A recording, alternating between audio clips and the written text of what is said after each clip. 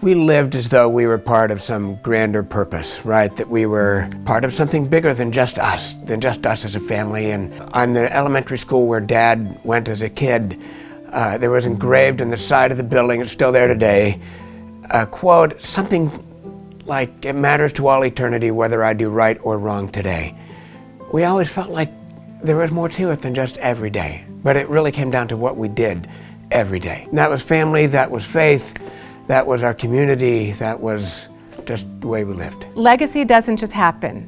I feel like with my grandparents, on both sides of the family, my parents, and now our generation and going forward, you have to be intentional about it. Set those goals, be lofty.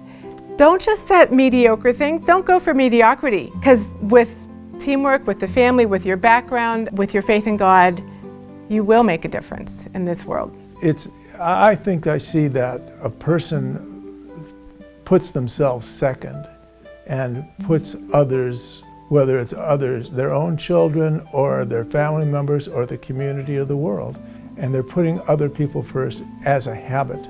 And when they have downtime, not just going out and having pleasure, but finding another chore or practice that contributes to the world. I see that in Janet.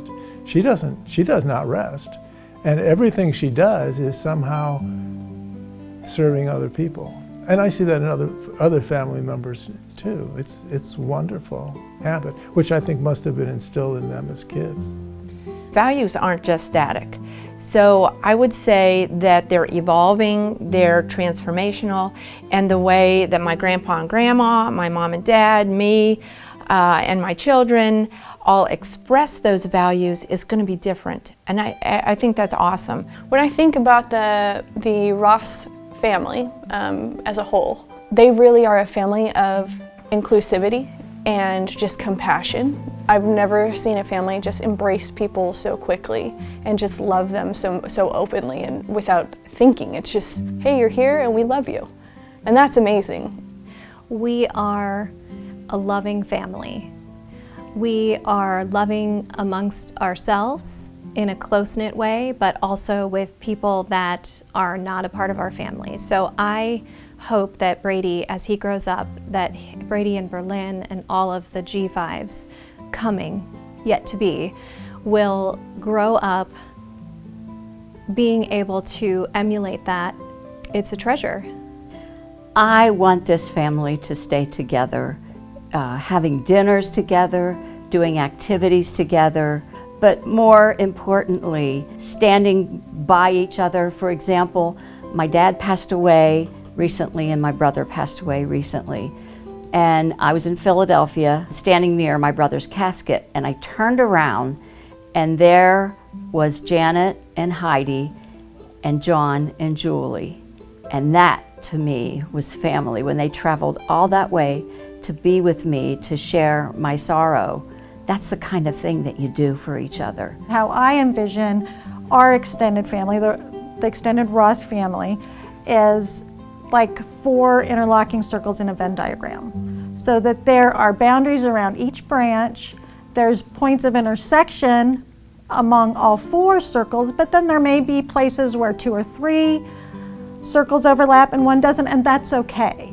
And having that comfort with it being okay, that it's not one concentric circle, is an important evolution.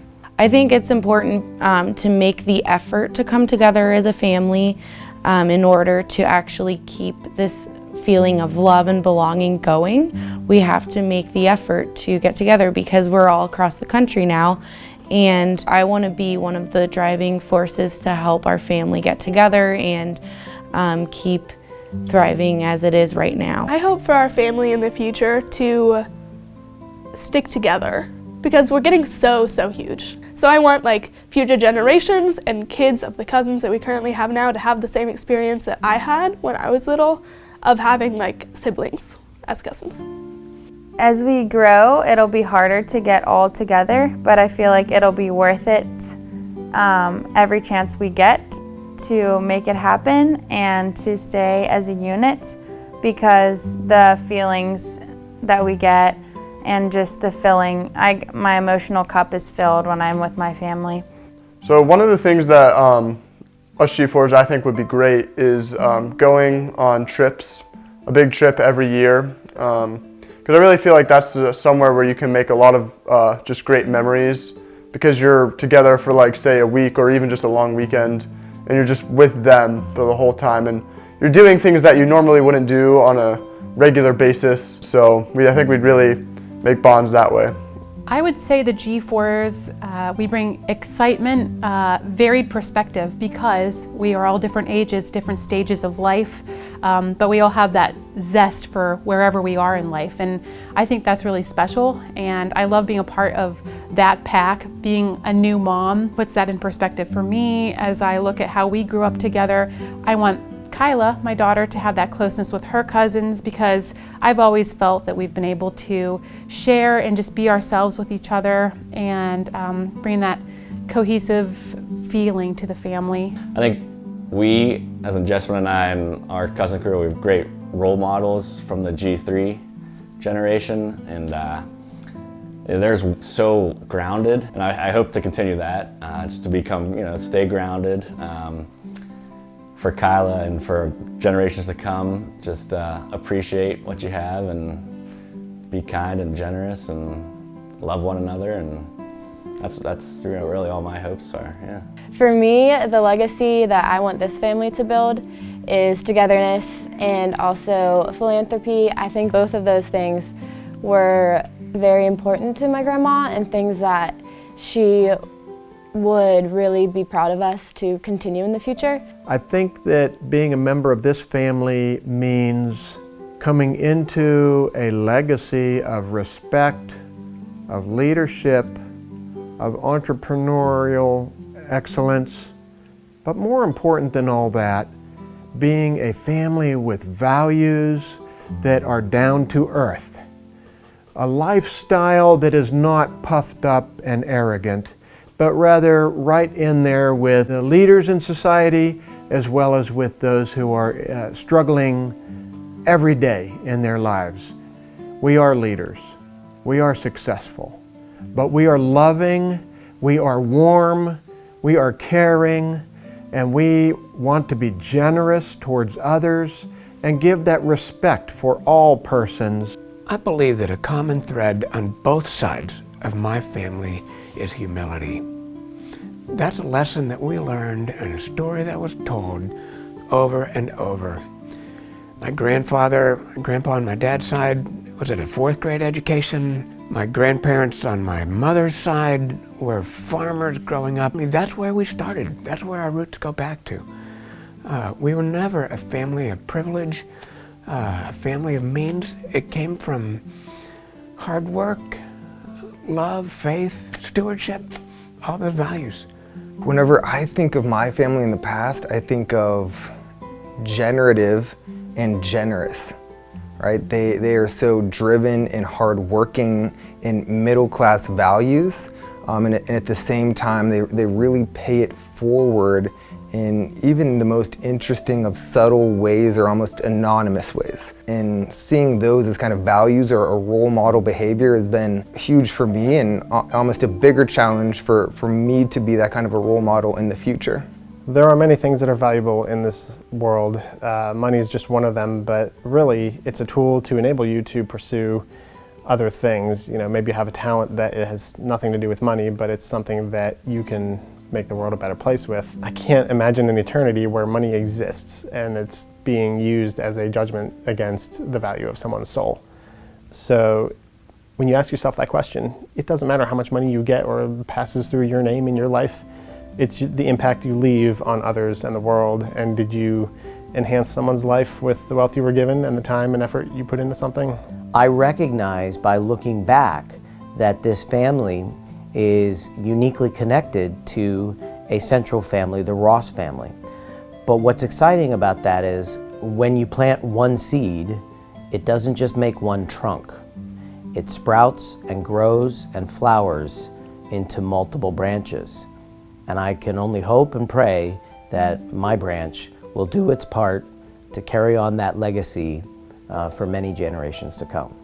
there will be new ways in the future years that I can see that we will be creating new legacy for what this family is all about.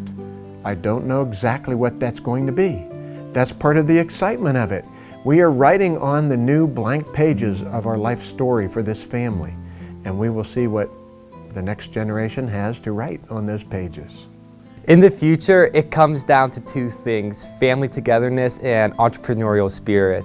For family togetherness, we don't have to be in the same area. We're already spread out, but still keeping up with each other, still being close together, and having these things like retreats, because when we're together, it feels like, we haven't missed a day. We're still, a family together. So that's really important to keep that aspect. Then on the entrepreneurial side, we have money to now chase our dreams. So I really hope that we take our ideas, we work together, that we could start new family businesses. It doesn't have to be the whole family, but maybe 2 or 3 cousins really like this idea, and 2 or 3 cousins like this idea, and just, really grow and help each other. I want to support all of the 4th generation of this family, because I think these guys are amazing people. They love spending time together, and I love seeing them spend time together, and that's what I want to help shepherd along. The identity of the family going forward, I just hope it's one that continues the traditions that Grandma has started, one that's kind and loving, and Grandma just always set the tone for tying everything back to God. Like, it's really nice to have the memory of her and her faith, and I want to carry that forward. As far as my grandma Ross is concerned, so Vicky, she was all about helping others and making sure that other people felt love and felt respected, and being able to see the greater picture and how you can contribute to making other people's lives better and improving that. The core of our family and who we are is our faith in God, and just this belief that God has created all of us and for a purpose, and we're here to serve Him, to grow in our faith in Him, and to serve others. I grew up with this image of every night my dad went to bed at 10 o'clock, and he would go to his bedroom, which was at the end of our hall, kneel down at his bed and say his prayers. And so I had that in my head, that I know I am covered in prayer by my dad. Every morning, my mom would do her prayer and scripture study at the end of the couch in the living room. And so I knew every morning my mom is covering all of us in prayer. And so prayer is part of our legacy. As I look forward and I think with intention about what I want my family to be focused on, it would be to stay with the values, but from there, make them your own and do your own interpretation of what that means in your life and in this world now, to make it a better place and to keep yourself happy. Trying to describe the lessons I've learned is complicated. I've learned humility and servanthood. I've learned about hard work. I've learned about stewardship. I've learned about loving my family. I've learned about how to be a husband and how to be a father and how to be a brother. And that it's fun and it's wonderful. It's really running a marathon, not a sprint. We're in this for the long term. Those are big lessons and short words, but they're a lifetime. Wisdom is an eternal wealth. It's the kind of thing that you pass down your life experiences, and that is definitely something that will mean something to the next generation. You can try to forget it, but at the end of the day, wisdom is something you're really going to pass on, and it will be valued generations to come. It won't be lost in the sands of time.